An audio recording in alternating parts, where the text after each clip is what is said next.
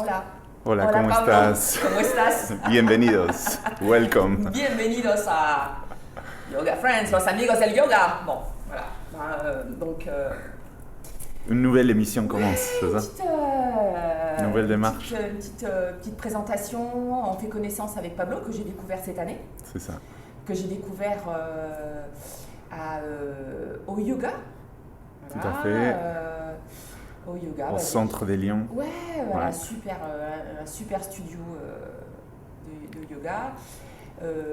Voilà, où j'ai découvert ta pratique et voilà. Et donc, j'ai tellement adoré. Puis tu avais vraiment une pratique nouvelle pour moi. En fait, il y avait quelque chose d'un peu nouveau. Ouais. Enfin, en tout cas, quelque chose. C'est forcément la pratique. Et puis après, il y a une présence qui fait qu'on se dit, ah ouais, il y a quelque chose de. Et dès que l'occasion s'est présentée, je t'ai fait venir. Ouais. Et puis, un atelier le 4 mars, on va détailler un petit peu. Tout à fait, avec le plaisir. passage. Alors Pablo de la Fuente. Ça fait Il va Noël. bientôt partir, donc attention, Bali, bientôt. Donc on va, voilà. Donc C'est ça, super cool de c'est profiter. l'exotisme, Ouais. le mélange entre Argentine, non, mon accent, Ouais. Très ouais, fort. Ouais. et voilà, les vagues balinaises, non? Ouais. Voilà, j'ai fait une formation cette année, en 2022, pardon, avec un grand maître, non, Infin, qui enseigne ce mélange entre flow surf, vinyasa, voilà, un nouveau style, non? Parce que le yoga, c'est ça, c'est évolutif. Il y a le yoga traditionnel, voilà, c'est les bases, l'essence. C'est ce que j'ai fait aussi, j'ai étudié pendant des années la Bhagavad Gita. Ma base, c'est la pratique du Bhakti Yoga. C'est le premier yoga que j'ai rencontré, que j'ai pratiqué. Quand j'étais hyper jeune, à 19 ans, je suis parti. J'habitais à New York et je suis parti habiter dans un temple en Inde, au delta du Gange, au Bengale. Pendant 6 mois, je voulais m'immerger, plonger dans cette pratique et amener une vie monastique. Et voilà, j'ai réussi. Pendant 6 mois, j'ai commencé ma pratique, mon chemin dans le yoga. Et ensuite, voilà, je suis retourné en Europe, je me suis installé à Barcelone, aussi dans un temple de Bhakti Yoga, dans le centre-ville de Barcelone, voilà, Place Real. Ouais. Je sais, moi voilà. Je sais que je suis espagnole. Et voilà. Mais je savais même pas qu'il y avait ça. C'est ça, c'est ça. Et voilà, la Bhakti, c'est donner, partager, c'est de la dévotion. Et voilà, j'ai donné service comme bénévole dans les restaurants végétariens des 2 restaurants à Barcelone.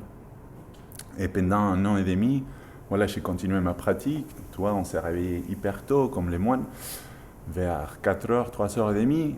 Et après, on pratiquait pendant 3h, 4h, tous les matinées. Voilà. Ok. Et ensuite, voilà, on faisait du service dans les temples, on nettoyait les temples.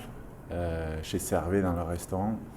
Voilà, c'est ces données, la Bhakti, c'est ces données sans aucun intérêt, non, résultat. C'est de quoi parle la Bhagavad Gita, ces livres essentiels du yoga.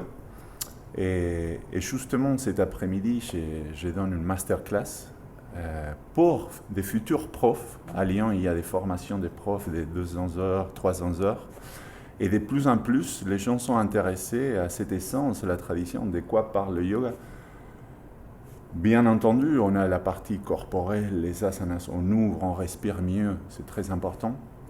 Et après, il y a la partie plus mystérieuse, non, des lettres. Donc, qu'est-ce que c'est, comment on connecte vers l'intérieur introspectivement.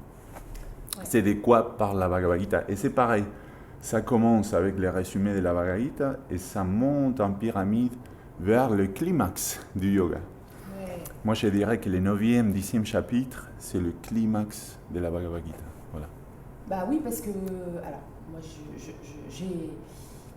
j'ai évidemment pas toute la connaissance et peut-être, enfin voilà, mais j'en ai parlé lors d'un dernier petite intervention vidéo, voilà. Oui. Donc j'ai juste voulu expliquer aux élèves que ce qu'on faisait, parce que pour beaucoup de gens, quand on dit je vais faire du yoga, oui. C'est je vais faire, ok, voilà, oui. je vais faire, oui. voilà. Et donc, c'est le corps. Oui. Voilà. Et je voulais juste expliquer, parce que moi, c'est quelque chose que j'avais intégré donc, très récemment, en fait, hein, parce que moi, ça fait longtemps que je fais du yoga, mais finalement, à un moment donné, il se passe quelque chose et tu as envie finalement de comprendre des choses. Et c'est à ce moment-là que j'ai compris que. Mais je le savais, mais voilà, ce qu'on fait, c'est les asanas, comme tu le dis exactement. Oui. Et qu'en fait, le yoga, comme tu dis, la Bhagavad Gita, c'est au centre du Mahabharata. Finalement, le yoga que nous faisons, qui sont les asanas, sont au centre d'un truc qui est juste hyper grand, quoi, en fait. Immense. Et donc, je parlais des yogas des 8 membres, etc., mais on ne va pas détailler. Et donc, j'expliquais, je ne sais plus ce que c'était, il y a une partie des 8 membres où je disais, là, on est exactement dans la Bhagavad Gita, dans cette idée de faire les choses sans en attendre les résultats. Parce qu'en fait, est-ce que c'est ça? En fait, dans la Bhagavad Gita, c'est cette conversation, ce dialogue entre Arjuna, les grands archers, les grands guerriers de l'époque, les plus doués, les plus connus de l'époque, et avec son cousin Krishna. En fait, Krishna, c'est une manifestation, une personnification de la divinité. Non? Et Krishna, il descend juste pour apporter, partager, donner avec beaucoup d'amour, parce que c'est l'essence de la bhakti, l'amour, la dévotion, cette connaissance par laquelle on pourra attendre la réalisation, à travers l'amour.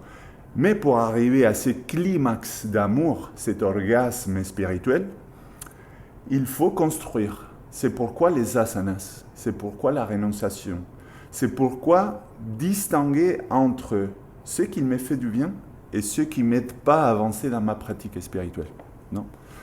Et du coup, c'est bien les gens qui s'approchent au yoga juste pour dire « Ok, peut-être ça va me faire du bien à la santé, bien-être, peut-être ça va apaiser mon mental. » Mais après, comme toi ou comme moi, on commence à chercher à être curieux, à lire quelques phrases, quelques sutras, comme les sutras de Patanjali. Mais en fait, la Bhagavad Gita précède les sutras de Patanjali. Les sutras de Patanjali, c'est très bien parce que ça condense. Voilà, c'est cette connaissance de la Bhagavad Gita condensée. Une compilation. Oui, tout à fait. Dans les sutras de Patanjali, on parle de la rénonciation, on parle du célibat, mais ce n'est pas les célibats comme les moines par rapport au sexe, sinon c'est plutôt de dire est-ce que si je me drogue, après, est-ce que je pourrais plonger dans la méditation? Est-ce que je vais perdre la conscience ou pas? Est-ce que si je fais la fête jusqu'à 6 heures du mat', le lendemain, mon corps il va être bien? Si j'ai nourri mon corps d'alcool, il explique que voilà, ça c'est aussi du célibat. C'est-à-dire non à certaines choses qui me feront du mal. Voilà. Protéger son corps, les temples, il explique, le temple est ici. Le cœur, c'est le centre du temple. Et dans ce cœurs, c'est un trésor qu'on doit ouvrir doucement, parcourir, explorer et trouver toutes ses qualités et ses vertus. Le plus important, il explique qu'on ait fait des choix, des connaissances, sagesse et des lumières. Voilà. Le yoga, c'est découvrir ses vertus, ses qualités, cet amour, et ensuite pouvoir les partager avec les autres. Simultanément aussi, quand on pratique du yoga ici ensemble, on partage ces moments, on chante des mantras. C'est ce qu'on va faire pendant l'atelier de samedi. Les mantras, c'est une vibration sonore très précise en sanskrit. Ça, c'est important que tu dises parce que beaucoup de gens ne savent pas ce que c'est. Enfin, quel est le but de ce mantra? D'abord, pour plein de gens, c'est une prière. Enfin, on a du mal à savoir ce que c'est. Alors, je suis d'accord. Je suis ravie que tu. C'est quoi? C'est une histoire de sonorité? Voilà. En fait, le sanskrit, c'est une langue considérée spirituelle. C'est la langue des Védas. Les Védas, c'est la connaissance. La connaissance de tous les domaines. Les Védas parlent des mathématiques, des physiques, etc. Mais surtout de l'espirituel, non? Comment arriver à la réalisation, non? Comment... Réalisation de soi. Oui, la réalisation de soi, comment sortir des cycles des vies et des morts. Et en fait, avec ces genres de mantras, on peut atteindre différents niveaux de purification de la conscience, non? C'est un outil, non? Et donné de génération après génération avec amour par des grands maîtres. transmis d'abord en langue orale, non, de bouche à oreille, et ensuite écrit. Non. Et il y a différents types de mantras pour tous les goûts. Ça dépend de ce qu'on veut. C'est cette question, c'est l'intention à chaque début du cours qu'on doit se poser. Qu'est-ce que je veux? Pourquoi je suis là? Pourquoi je pratique? Non? On peut vouloir devenir riche, et c'est très bien. Et il y a des mantras pour peut-être éclairer la conscience ou l'esprit et pouvoir être plus concentré dans notre objectif. Les mantras, ça peut aider à ça aussi.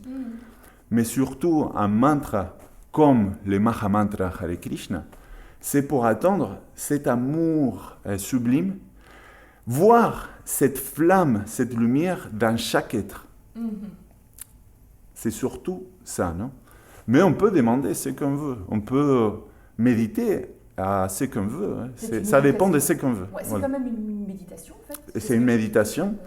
C'est une méditation, mais même quand on fait des asanas, on enchaîne des asanas en vinyasa. Oui, au début, on peut être concentré dans l'équilibre, être très présente, mais on peut s'aider des mantras à l'intérieur, on peut chanter. Ah, ça, c'est pour être présent. Oui. Punaise. Oui, mais c'est un mélange. C'est multidimensionnel. Ouais. C'est un mélange. Et du coup, après, ça peut faire une très, très bonne salade, non? Ouais. Très savoureuse. Ouais. Moi, je sens le côté méditation, hein, où vraiment, il y a bah, vraiment, quand on décrit que c'est la vague, enfin, qu'il y a ce côté, je ressens tout à fait ça. Ouais. Après, intégrer des mantras, etc., moi, je pense que là, c'est dur. Non, moi, je conseille commencer très, très facilement, doucement, avec ces mantras primordiaux essentiels. Ouais. On dit que c'est les sons premiers, le syllabe sacré Om. Ouais. Et vraiment, quand vous chantez quelques minutes en cycle, ça se répète. On essaye juste d'abord d'écouter, de chanter, de prononcer correctement, d'écouter. Et ensuite, peut-être, on peut plonger dans ces vagues sonores, ces vibrations, et voyager. Et laisser libre cours à la créativité, à ces idées qui flottent dans l'éther. Alors, on a parlé, tu as un peu parlé de la Bhagavad Gita, mais pour moi, là où il y a vraiment eu quelque chose,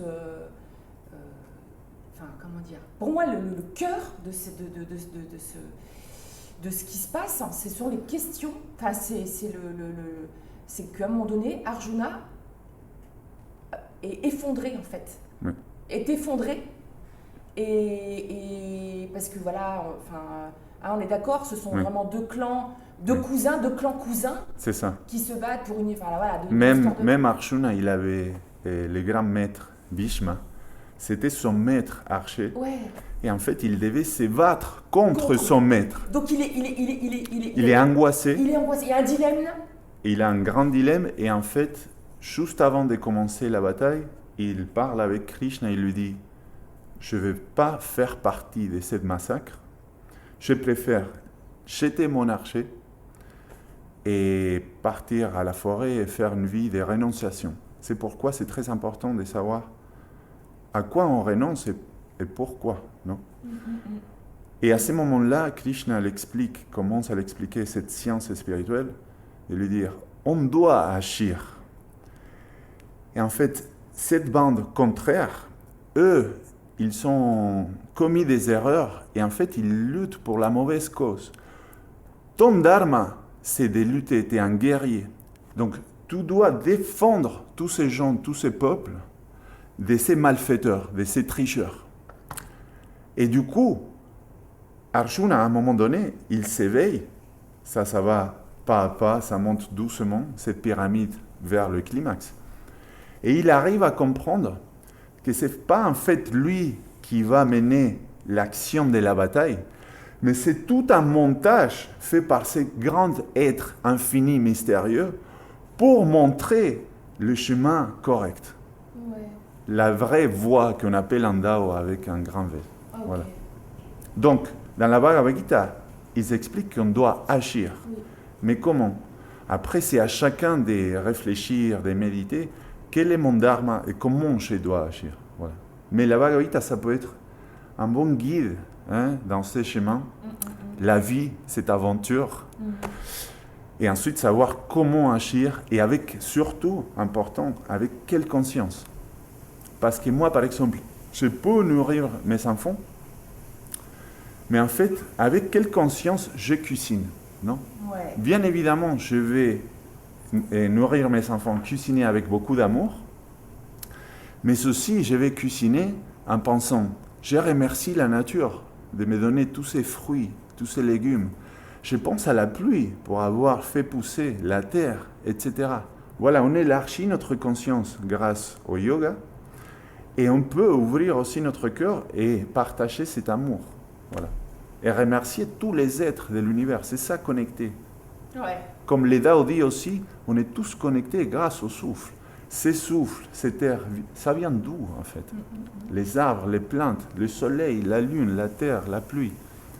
Et avec cet état de grâce, de gratitude, on peut vraiment aller vers l'intérieur. Ouais. Voilà. Bon, on pourrait parler pendant des heures. Hein. Oui. On va parler de l'atelier, parce qu'il Oui. y a un atelier le 4, Tout le à 4 fait. mars, le samedi après-midi à 15h. Oui. Donc, moi j'ai hâte. Moi aussi, moi aussi. J'ai hâte parce que c'est... Enfin, même s'il n'y a pas une thématique, on n'est pas obligé d'avoir une thématique, etc. C'est juste que c'est plus long.